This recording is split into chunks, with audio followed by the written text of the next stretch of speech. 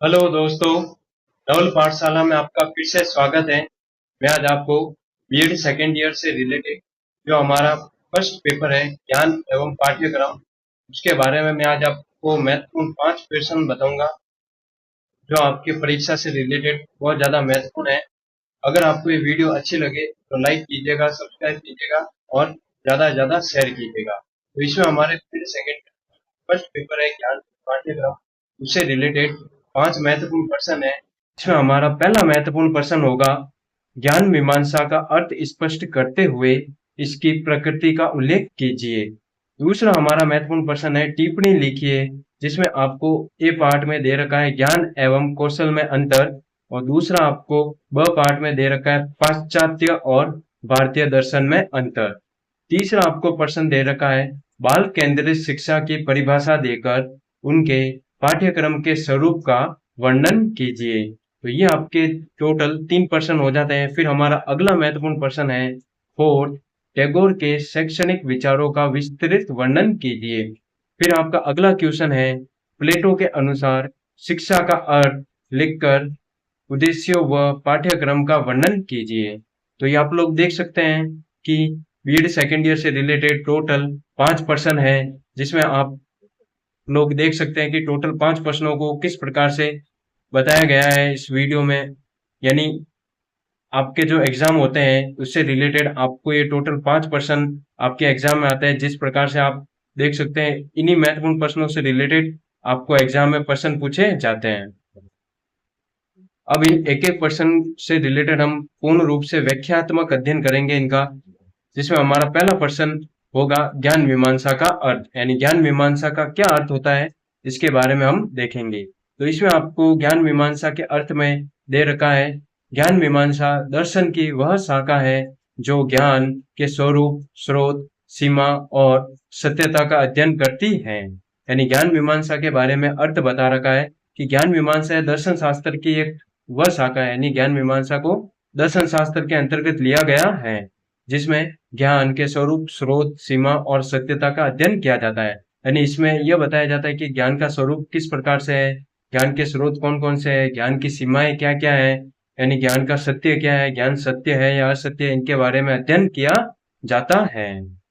फिर आप आगे देखेंगे, ज्ञान का अर्थ है जानना या बोध होना। फिर आपको नीचे मीमांसा का अर्थ दे रखा है गहन विचार या विश्लेषण करना। यानी ज्ञान मीमांसा का शाब्दिक अर्थ हो जाता है कि ज्ञान का गहन विश्लेषण या फिर विज्ञान का वह गहन अध्ययन करना। यह ज्ञान मीमांसा का पूर्ण रूप से शाब्दिक अर्थ हो जाता है। यानी ज्ञान मीमांसा के अंतर्गत हमें यह देखना पड़ता है कि ज्ञान क्या है, ज्ञान का स्वरूप कैसा है, ज्ञान को किस प्रकार से देखा जा सकता है, ज्ञान कैसे काम करता है, ज्ञान के स्रोत क्या क्या है, ज्ञान की सीमाएं क्या क्या है, ज्ञान सत्य है या असत्य है, इसके बारे में हमें अध्ययन करने का कारण, यानी अध्ययन कौन करता है, ज्ञान मीमांसा के अंतर्गत ज्ञान का अध्ययन किया जाता है। फिर हम ज्ञान मीमांसा की प्रकृति देखेंगे, यानी जिस प्रकार से क्वेश्चन में दे रखा है कि ज्ञान मीमांसा का अर्थ स्पष्ट करते हुए उसकी प्रकृति के बारे में बताइए, तो इसी प्रकार से हम अब ज्ञान मीमांसा की प्रकृति बताएंगे, जिसमें हमारा पहला पॉइंट होगा विश्लेषणात्मक प्रकृति। इसमें आप लोग लिखेंगे, यह ज्ञान की परिभाषा और उसके तत्वों का विश्लेषण करती है। दूसरा हमारी प्रकृति है आलोचनात्मक प्रकृति।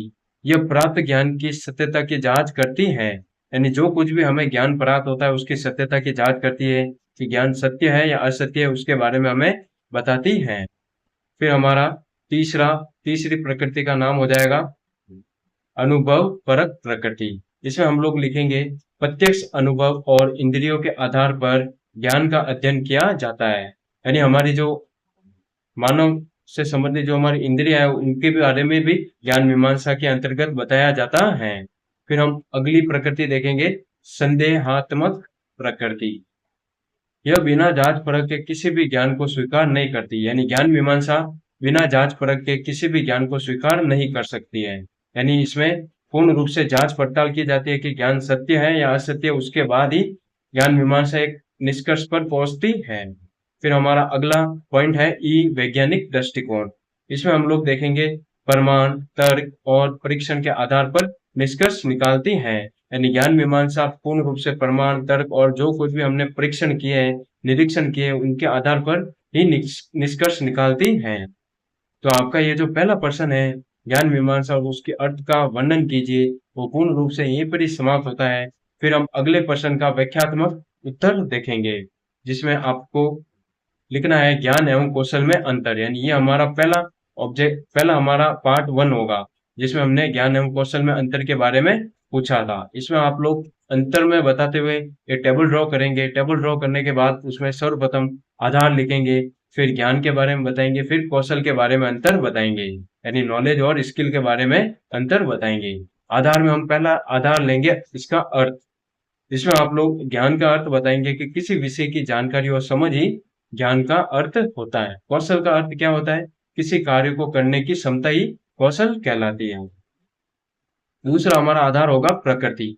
इसमें हम देखेंगे सैद्धांतिक, यानी ज्ञान की जो प्रकृति होती है वो सैद्धांतिक होती है, यानी थ्योरिटिकल होती है। और कौशल की जो प्रकृति होती है वो व्यवहारिक होती है, यानी प्रैक्टिकल। यानी कौशल हम प्रैक्टिकल से सीखते हैं और जो हम ज्ञान लेते हैं वो हम थ्योरी के आधार पर ज्ञान को अर्जन करते हैं।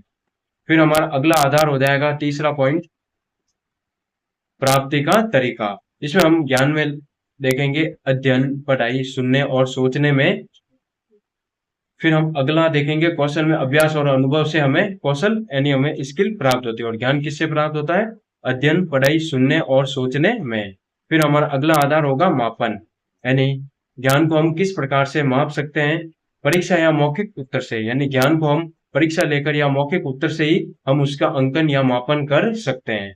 और कौशल यानी स्किल को किस प्रकार से माप सकते हैं? कार्य करके प्रदर्शन से। यानी हम किसी भी कार्य को प्रदर्शन करके, किसी भी कार्य को बताकर हम उसके कौशल के बारे में बता सकते हैं। फिर हमारा अगला आधार होगा उदाहरण, यानी ज्ञान के क्या उदाहरण है, कौशल के क्या क्या उदाहरण है, उसके बारे में हम देखेंगे। यानी गणित के सूत्र जानना, यानी गणित के सूत्र जानना, उनको समझना ही ज्ञान है। और फिर कौशल में दे रखा है उन सूत्रों से प्रश्न हल करना। यानी पहले तो ज्ञान हो जाएगा कि गणित के सूत्र को जानना, यानी गणित के जो कुछ भी हमने जो सूत्र देखे हैं उनको पूर्ण रूप से हमें ज्ञान अर्जन करना और उन्हीं ज्ञान के आधार पर उन जो हमें क्वेश्चन आ रहे हैं उनको सॉल्व करना, यानी उन सूत्रों से प्रश्न हल करना, यह हमारा कौशल हो जाएगा। तो कौशल और ज्ञान में अंतर आपको स्पष्ट रूप से समझ में आया होगा। फिर हम अगले अंतर की ओर चलते हैं, जिसमें आपको अगले अंतर में दे रखा है पाश्चात्य और भारतीय दर्शन में अंतर।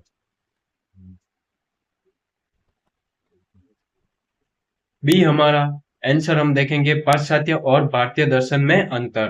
यानी पाश्चात्य और भारतीय दर्शन में क्या अंतर है उसके बारे में हम देखेंगे। तो इसमें आपको सर्वप्रथम में टेबल ड्रॉ बनानी है, टेबल ड्रॉ करनी है, फिर आपको एक तरफ आधार लिखना है, फिर भारतीय दर्शन लिखना है और फिर पाश्चात्य दर्शन लिखना है। यानी इनका हम मुख्य रूप से क्या क्या अंतर है वो देखेंगे।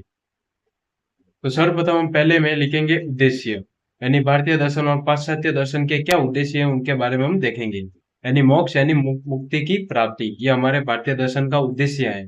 और पाश्चात्य दर्शन का क्या उद्देश्य है? सत्य, ज्ञान और समाज की समझ ही पाश्चात्य दर्शन का उद्देश्य है। फिर हम अगले अंतर की ओर चलते हैं, प्रकृति। यानी भारतीय दर्शन और पाश्चात्य दर्शन की क्या प्रकृति है। यानी इसमें भारतीय दर्शन की प्रकृति बता रखी है आध्यात्मिक एवं धार्मिक, यानी धर्म को मानना, धर्म को जानना ही भारतीय दर्शन की प्रकृति है। और फिर पाश्चात्य दर्शन यानी तार्किक एवं वैज्ञानिक दृष्टिकोण, यानी तर्क यानी सोच विचार करना, वैज्ञानिकों के अनुसार सैद्धांतिक सिद्धांतों को, अवधारणाओं को समझना, ये हमारा पाश्चात्य दर्शन है, यानी पाश्चात्य दर्शन की प्रकृति है। फिर हम आगे की ओर देखेंगे, आगे अपना आधार दे रखा है ज्ञान का स्रोत। इसमें हम भारतीय दर्शन में देखेंगे प्रत्यक्ष, अनुमान और शास्त्र ही ज्ञान का स्रोत है। फिर हम पाश्चात्य दर्शन में देखेंगे तर्क, अनुभव, वैज्ञानिक पद्धति ही पाश्चात्य दर्शन के स्रोत हैं, यानी ये ज्ञान के स्रोत बता रखे हैं।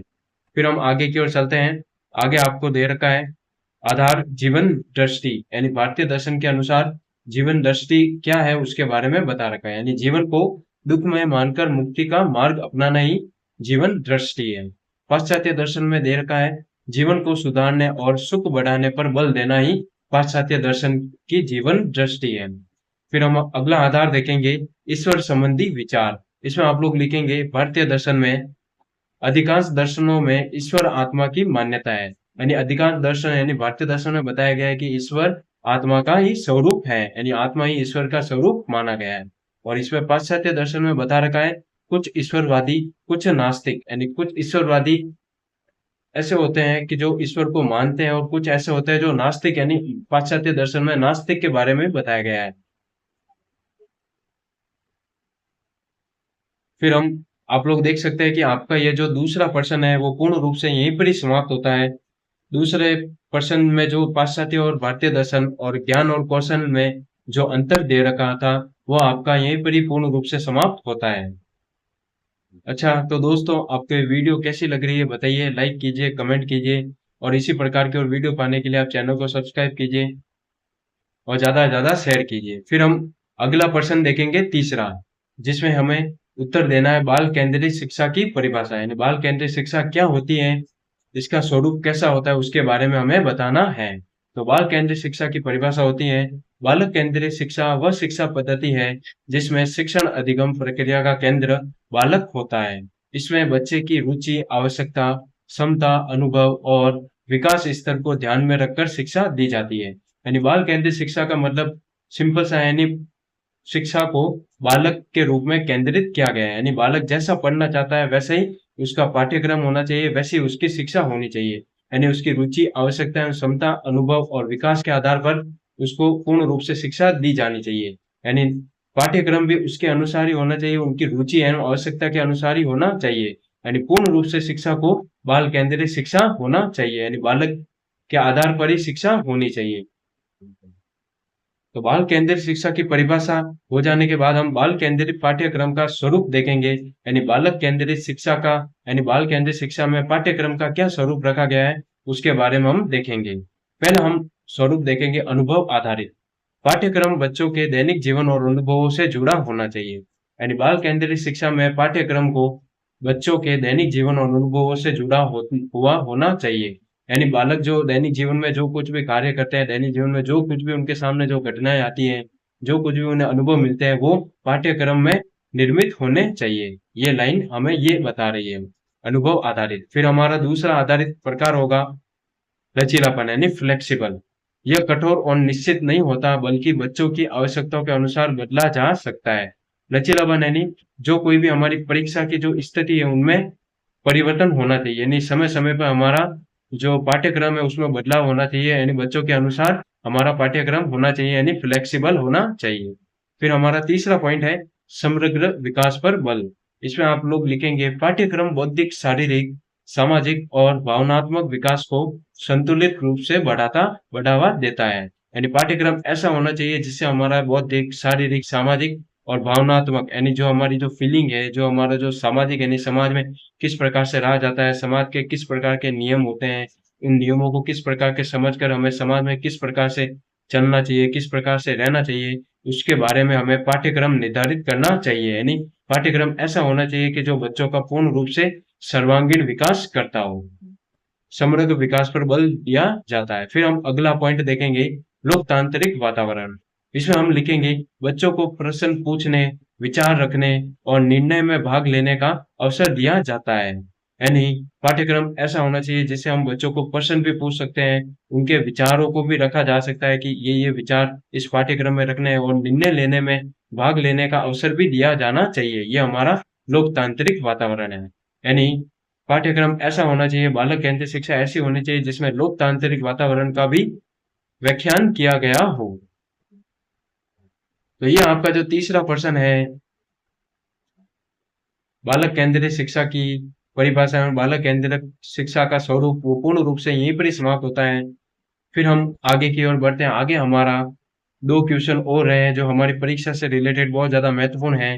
तो इसमें हमारा चौथा प्रश्न होगा रविंद्रनाथ टैगोर के शैक्षणिक विचार है। रविंद्रनाथ टैगोर के शैक्षणिक विचार कौन कौन से हैं, शैक्षणिक विचार के बारे में रविंद्रनाथ टैगोर के क्या क्या कथन है वो हम इस प्रश्न में देखेंगे। तो रविंद्रनाथ जी टैगोर के शैक्षणिक विचारों में आपको लिखना है, रविंद्रनाथ टैगोर महान कवि, दार्शनिक और शिक्षाविद थे। उन्होंने शिक्षा को केवल पुस्तक ज्ञान तक सीमित न मानकर उसे जीवन का विकास माना। अतः इनके शैक्षणिक विचार निम्न है। यानी रविंद्रनाथ जी टैगोर का कहना है, शैक्षणिक विचार में कहना है कि जो हमारा जो पुस्तक ज्ञान है, यानी यानी शिक्षा को केवल पुस्तक ज्ञान तक ही सीमित न माना, यानी जो हमारी शिक्षा है उसको पुस्तक ज्ञान तक ही सीमित न मानकर उन्होंने बाह्य ज्ञान को भी सीमित माना है, यानी बाह्य ज्ञान के आधार पर जीवन का विकास माना है। यानी बच्चों को पुस्तक का ज्ञान ना होकर उन्हें व्यवहारिक ज्ञान भी होना जरूरी है, ये बता रहे हैं रविंद्रनाथ जी टैगोर। इसमें हम उनके शैक्षणिक विचार में पहला हम शैक्षणिक विचार देखेंगे, शिक्षा का उद्देश्य। इसमें आप लोग लिखेंगे बालक का समग्र विकास, शारीरिक, मानसिक, नैतिक, आध्यात्मिक। यानी शिक्षा का मुख्य उद्देश्य यही है कि बालक का सर्वांगीण विकास यानी होना, यानी शारीरिक विकास भी होना, मानसिक विकास भी होना, नैतिक विकास भी होना और आध्यात्मिक विकास भी होना। यानी उनमें शारीरिक गुण भी होने पर मानसिक गुण भी होने चाहिए और नैतिक यानी चारित्रिक गुण भी होने चाहिए। यही हमारा शिक्षा का उद्देश्य है। दूसरा हमारा उद्देश्य है स्वतंत्र चिंतन और रचनात्मकता का विकास करना, यानी बच्चे स्वतंत्र रूप से चिंतन कर सके, सृजनशील हो सके, यही हमारा शिक्षा का मुख्य उद्देश्य है। फिर आगे दूसरा पॉइंट दे रखा है स्वतंत्रता का महत्व। इसमें आप लोग लिखेंगे बालक को सीखने की स्वतंत्रता मिलनी चाहिए, यानी बालक को शिक्षा के रूप में सब कुछ जानने समझने की स्वतंत्रता मिलनी चाहिए। दूसरा हमारा पॉइंट है रचनात्मक कार्यों के माध्यम से स्वाभाविक विकास, यानी सृजनशील यानी जो हमारी क्रिएटिविटी है उसके माध्यम से स्वाभाविक विकास होना चाहिए।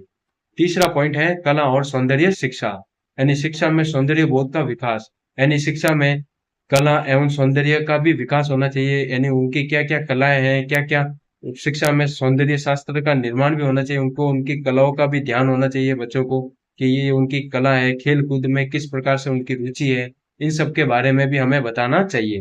दूसरा पॉइंट है रचनात्मक अभिव्यक्ति के अवसर, यानी जो हमारी क्रिएटिविटी है, यानी बच्चों को समय समय पर उनके खेल के आधार पर, उनकी रुचि के आधार पर उनकी क्या क्रिएटिविटी है उनके बारे में भी अवसर देने चाहिए। ये रविंद्रनाथ टैगोर के विचार हैं। तो आपका ये जो चौथा प्रश्न है वो यहीं पर ही समाप्त होता है। फिर हम अगले प्रश्न की ओर चलेंगे। अगला प्रश्न आपका है प्लेटो के अनुसार शिक्षा का अर्थ। पहले हमने रविंद्रनाथ जी टैगोर के अनुसार शिक्षा के बारे में समझा, अब हम प्लेटो के अनुसार शिक्षा का क्या अर्थ है वो देखेंगे और समझेंगे।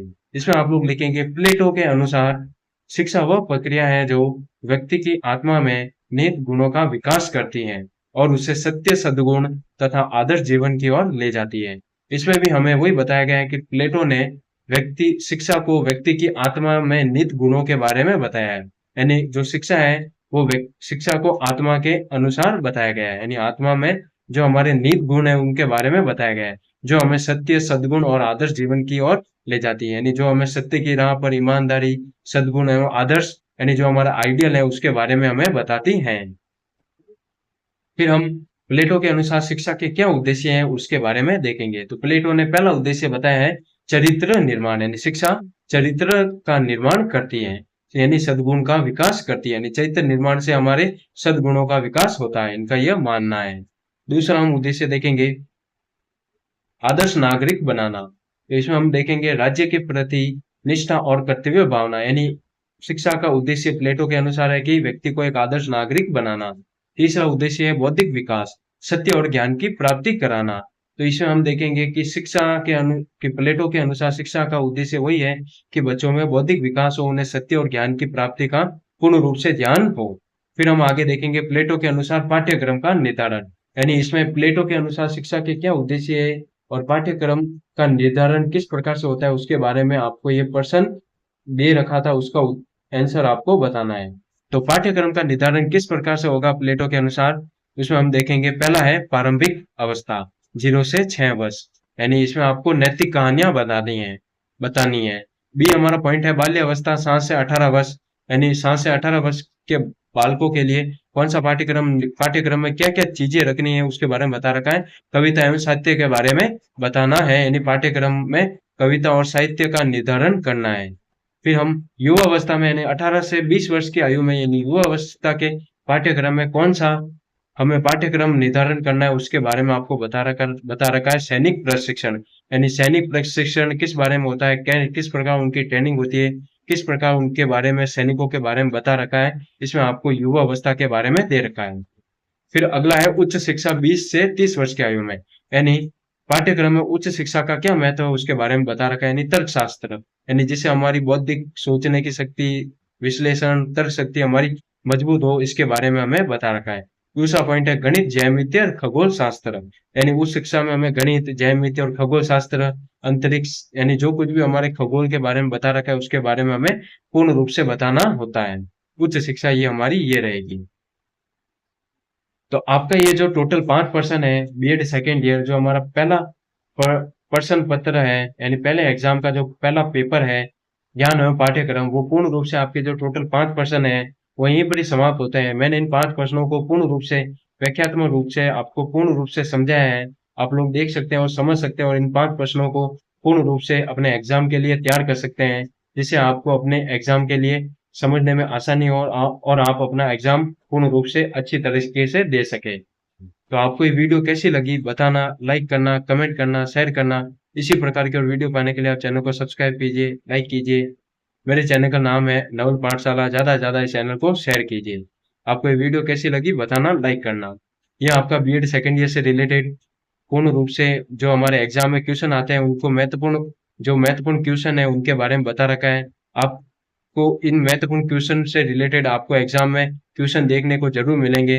आप इनको एक बार देखिएगा, इनके ऊपर चिंतन कीजिएगा, मनन कीजिएगा और इनके ऊपर विचार कीजिएगा और देख कर जाइएगा कि आपको ये प्रश्न एग्जाम में मिलते हैं या नहीं, और बताइएगा, लाइक कीजिएगा, कमेंट कीजिएगा। आपकी वीडियो यहीं पर ही समाप्त होती है। Thank you. Have a nice day.